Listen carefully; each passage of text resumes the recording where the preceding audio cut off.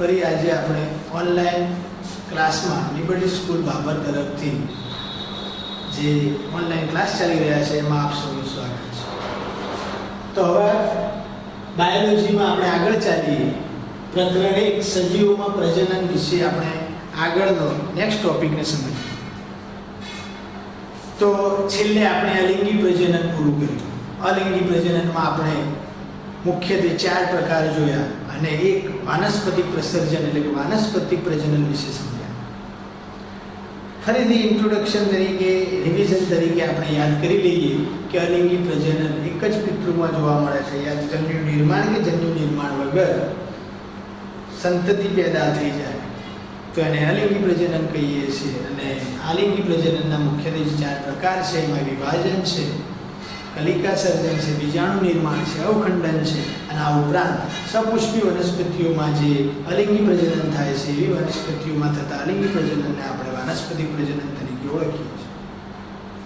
હવે લિંગી પ્રજનનનો મુખ્ય બીજો જે પદ્ધતિ છે એ છે લિંગી પ્રજનન.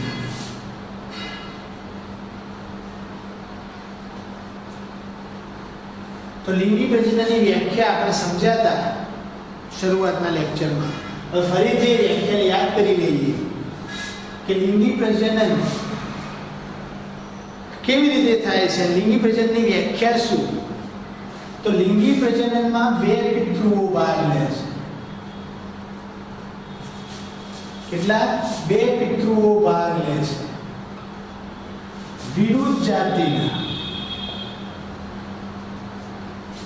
જાતિના એટલે સેક્સ રેશિયો એટલે કે નર લિંગ અને માદા લિંગ.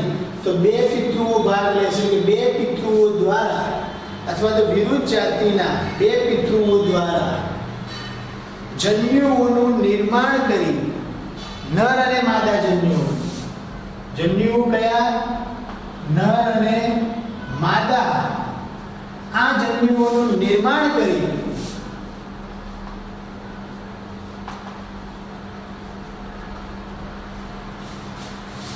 જન્યુઓ જોડાઈ એટલે કે ફલન થઈ, જન્યુઓનું નિર્માણ કરી ફલન થઈ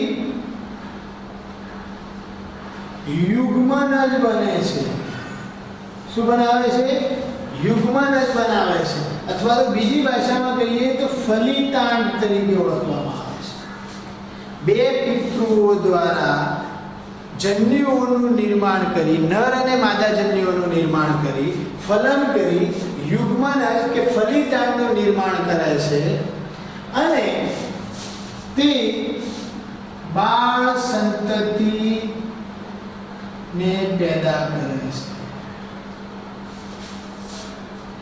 ફલિતાંડમાંથી બાળ સંતતિને પેદા કરે છે. આ પ્રકારના પ્રજનનને લિંગી પ્રજનન કહે છે.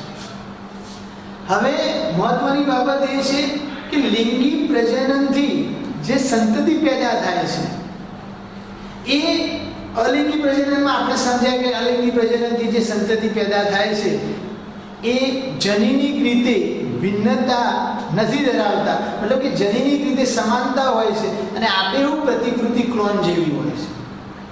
પરંતુ અલિંગી પ્રજનનથી જે સંતતિ પેદા થાય છે એ સંતતિ જનીનિક રીતે થોડી ઘણી વધારે ભિન્નતા એનો મતલબ કે ફેરફાર દર્શાવે છે. અને ફક્ત જનીનિક રીતે નહીં, એની બાહ્યાકાર રચના જે છે એ તો એની સમાન જ હોય છે. એ પ્રાણી એના પિતૃ પ્રાણી જેવું જ દેખાય છે, પરંતુ એના અંદર એની જે રચના જે છે, એના જે દેખાવ જે છે એ એના પિતૃઓ જેવી કે એને મળતી આવતી નથી. મતલબ કે થોડી ઘણી મળતી આવે અને બદલાવ આવે છે. તો આ વિશ્વમાં લિંગી પ્રજનન કરતા સજીવોમાં ઘણી બધી વિવિધતા છે. સૌથી મહત્વની બાબત છે કે વૈજ્ઞાનિકોનો જે અભ્યાસ છે એ અભ્યાસ આપણને દર્શાવે છે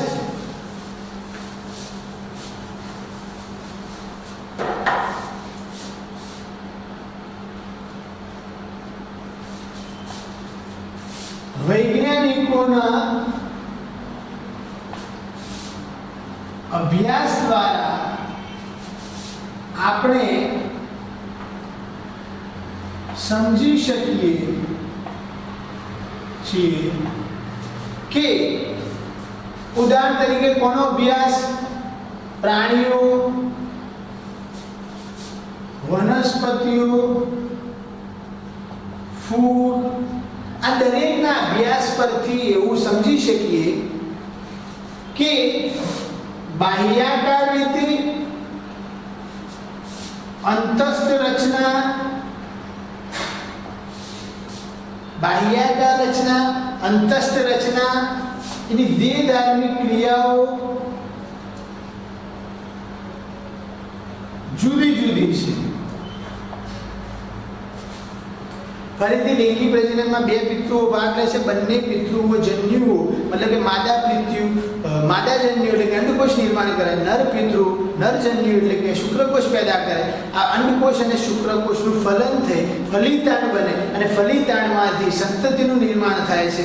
આ પ્રકારની પદ્ધતિને લિંગી પ્રજનન પદ્ધતિ કહે છે.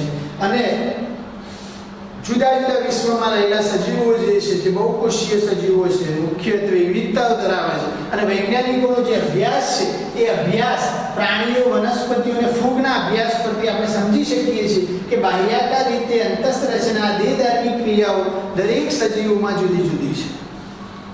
પરંતુ આશ્ચર્યની વાત અહીં એ છે કે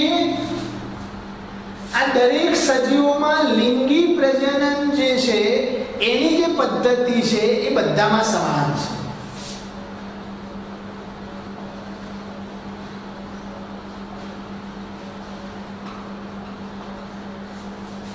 કઈ રીતે સમાન?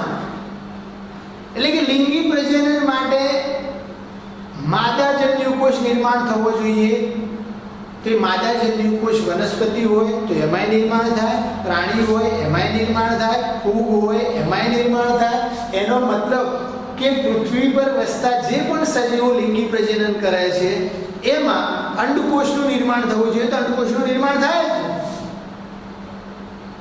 અને અંડકોષનું નિર્માણ થાય એવી રીતે શુક્રકોષનું નિર્માણ થવું જોઈએ તો શુક્રકોષનું નિર્માણ થાય જ છે. મતલબ કે શુક્રકોષ, અંડકોષ, નર અને માદા જન્યુઓના નિર્માણ થયા વગર સંતતિ પેદા થતી નથી, ફલન થતું નથી. તો આ તો દરેક કે દરેક વનસ્પતિ હોય, હા રચના જુદી છે. મતલબ કે પ્રાણીની વાત કરીએ તો એના શરીરના અંદર શુક્રકોષ કે અંડકોષ પેદા કરે છે અને પછી બહાર મુક્ત કરે છે. કેટલાક પ્રાણીઓ એવા છે કે બહાર અંડકોષ મુક્ત કરે છે, કેટલાક પ્રાણીઓ એવા છે કે અંદર જ શરીરમાં રાખે છે, કેટલાક સજીવો એવા છે, હવે વનસ્પતિ સૃષ્ટિની વાત કરીએ તો પુષ્પ છે. પરંતુ જે પણ વનસ્પતિ લિંગી પ્રજનન કરે એ બધામાં પુષ્પનું સર્જન થાય એટલે થાય જ. એનો મતલબ પુષ્પનો આકાર અલગ હોઈ શકે, પુષ્પનો રંગ અલગ હોઈ શકે, પરંતુ સ્ત્રી કેસર અને પુંકેસરની રચના ગમે તેવી અલગ હોઈ શકે, પરંતુ સ્ત્રી કેસરનું કામ છે અંડકોષ પેદા કરવું અને પુંકેસરનું કામ છે શુક્રકોષ પેદા કરવું. એ લિંગી પ્રજનનનું સમાન લક્ષણ છે.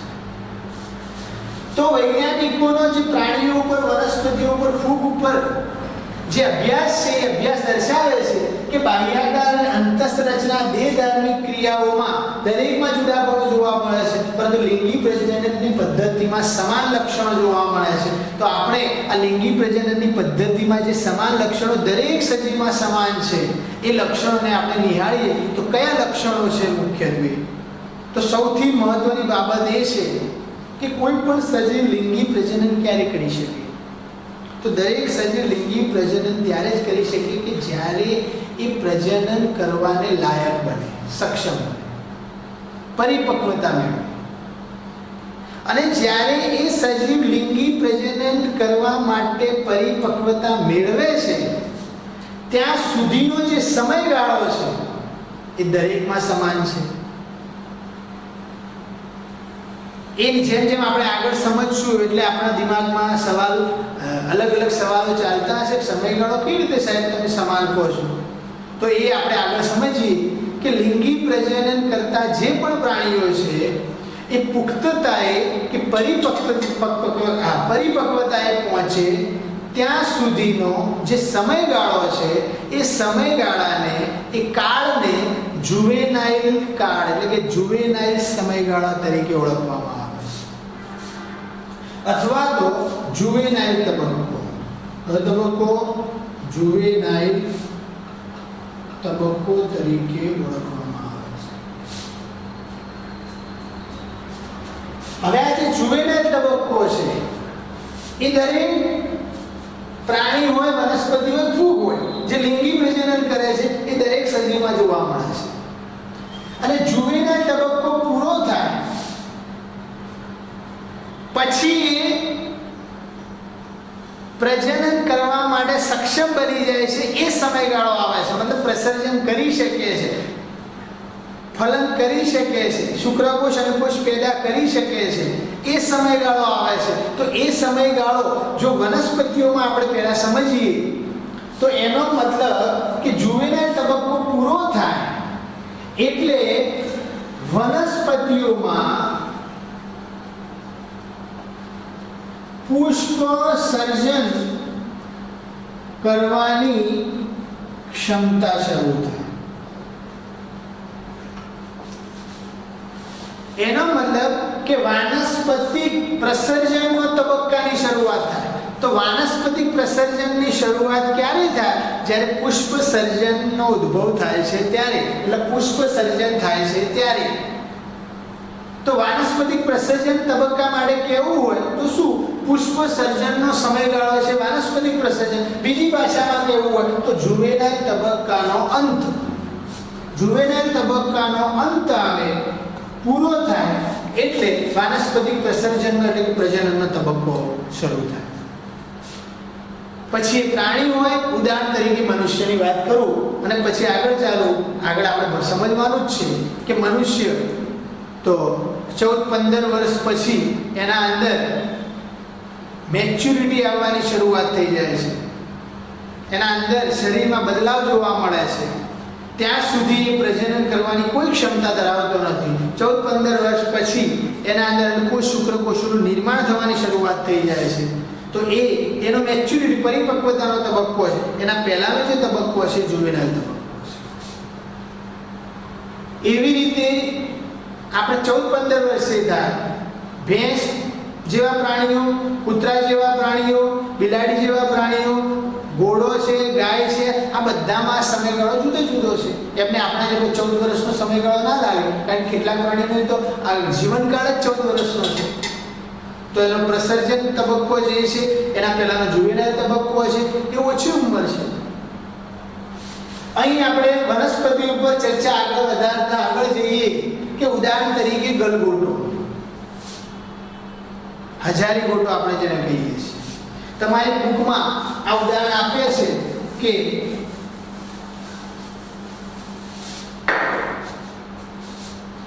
એક ગલગોટો ઘઉં,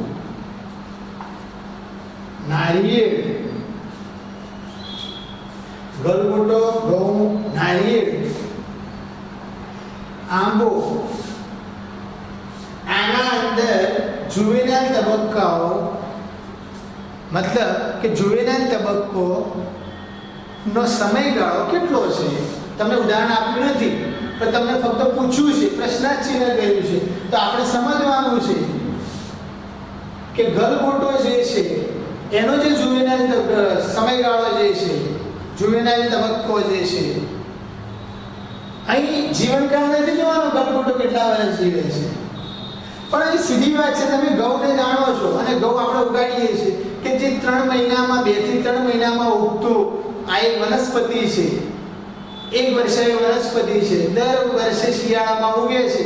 તો પછી આ એક વર્ષના અંદર એ નવા ઘઉં પેદા કરે છે. મતલબ કે શરૂઆતમાં ઘઉં આવીએ ત્યારે 1.5 થી 2 મહિનાના અંદર 2 મહિનાના અંદર એ પુષ્પ સર્જનની શરૂઆત કરે છે. તો એ પહેલાનો તબક્કો કયો તબક્કો થયો? જુવેનાઇલ તબક્કો. એવી રીતે નારિયેળ જે છે તો નારિયેળ 5 થી 7 વર્ષ લે છે અને પછી પુષ્પ સર્જનની શરૂઆત કરે છે. તો જુવેનાઇલ તબક્કો છે. આંબો 4 થી 5 વર્ષ લે છે તોય જુવેનાઇલ તબક્કો હશે એના પહેલાનો. એવી રીતે ગલગોટો જે છે એ 4 થી 5 મહિના લેશે તો એ એનો જુવેનાઇલ તબક્કો છે. તો આમ પુષ્પ સર્જન આ સમયગાળા પછી કરે છે. તો આ જે તબક્કો થયો કયો થયો? જુવેનાઇલ તબક્કો. પરંતુ કેટલીક વનસ્પતિ એવી છે કે જે ઉદાહરણ તરીકે બહુ વર્ષાયુ વનસ્પતિ. હવે બહુ વર્ષાયુ વનસ્પતિ એટલે શું? કે વનસ્પતિ એક વખત ઉગાડ્યા પછી લાંબો સમય સુધી, લાંબા વર્ષો સુધી એ પોતે ટકે છે. એનો જીવનકાળ ઓછો છે, આ જીવનકાળ વધારે છે. હવે આવી વનસ્પતિ અમુક અંતરે પુષ્પ સર્જન કરે છે. તો આજે પુષ્પ સર્જન કર્યું, થોડો સમય થયો, વર્ષ થયું, 6 મહિના થયા, જુદા જુદા સમય હોય છે, અને પુષ્પ સર્જન ફરીથી કરે. ફરીથી થોડો સમય થયો, ફરીથી પુષ્પ સર્જન કરે. તો આવા આંતર પુષ્પ સર્જન કાળ, એના માટે શબ્દ છે આંતર પુષ્પ સર્જન કાળ.